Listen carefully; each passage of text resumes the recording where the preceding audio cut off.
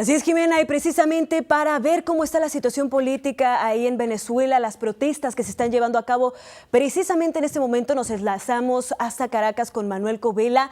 Él es periodista venezolano. Manuel, muy buenas tardes. Dinos, ¿qué está sucediendo en este momento?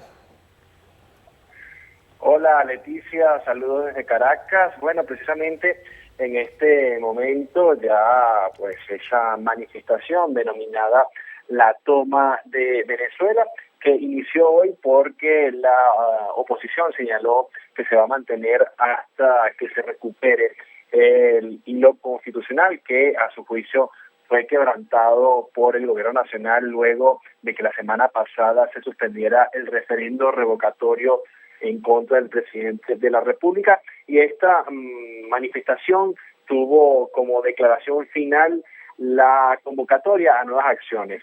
Este viernes convocó la oposición a un paro nacional, a una huelga nacional de 12 horas, y para el 3 de noviembre llamó a marchar hasta el Palacio de Miraflores. Esto es la sede del gobierno nacional, la sede del Ejecutivo, pero antes mañana en la Asamblea Nacional habrá otra sesión en la cual se está invitando a la sociedad civil a evaluar precisamente el quebrantamiento del hilo constitucional por parte, dice la oposición, del gobierno nacional. Leticia.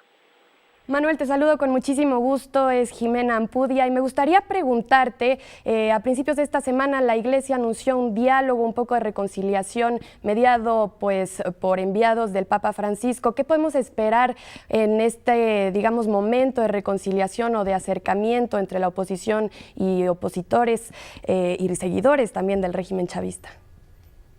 Sí, saludos, precisamente toda esta manifestación de la toma de Venezuela ocurre 2 días después que el enviado del Papa Francisco, Paul Scherin, hombre de confianza que envía el Papa Francisco precisamente para lograr que se cristalice un diálogo entre gobierno y oposición. Pues bien, este acercamiento fue anunciado el lunes. Luego, en horas después, varios voceros de la oposición señalaban que incluso se habían enterado de este acercamiento anunciado por el enviado del Papa por televisión. La oposición luego reconoció que había divergencias en cuanto a asistir o no a un primer contacto, un primer acercamiento que se realizaría el próximo 30 de octubre.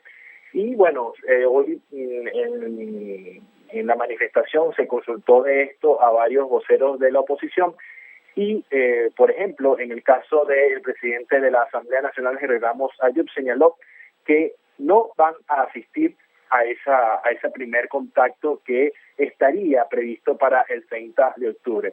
También ayer el jefe de la bancada parlamentaria de la oposición, Julio Borges, señalaba que hasta tanto toda la oposición o toda la mesa de la Unidad Democrática, que es la alianza opositora que congrega a unos 30 partidos, hasta que no hubiera un consenso total entre asistir o no a esa cita prevista para el 30 de octubre, este domingo, todavía no se tiene entonces una posición firme de toda la oposición de si asistir o no a ese diálogo que fue anunciado por el enviado del Papa para este 30 de octubre.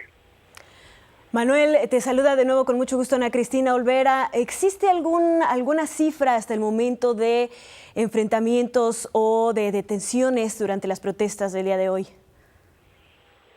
Ana Cristina, todavía no hay una cifra exacta. Aquí en Caracas la manifestación se desarrolló sin ningún tipo de incidencia, no hubo detenidos, no hubo hechos violentos.